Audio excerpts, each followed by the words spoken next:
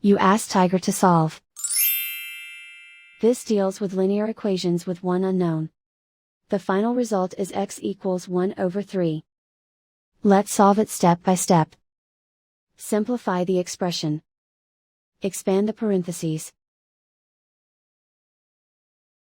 Simplify the arithmetic. Multiply the coefficients. Group like terms. Simplify the arithmetic. Expand the parentheses. Simplify the arithmetic. Group all x terms on the left side of the equation. Subtract 2x from both sides. Group like terms. Simplify the arithmetic. Group like terms. Simplify the arithmetic.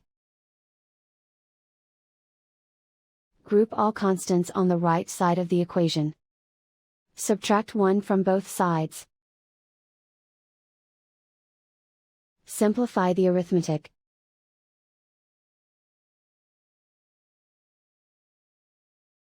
Isolate the x.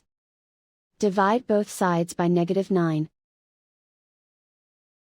Cancel out the negatives. Simplify the fraction. Cancel out the negatives. Find the greatest common factor of the numerator and denominator. Factor out and cancel the greatest common factor.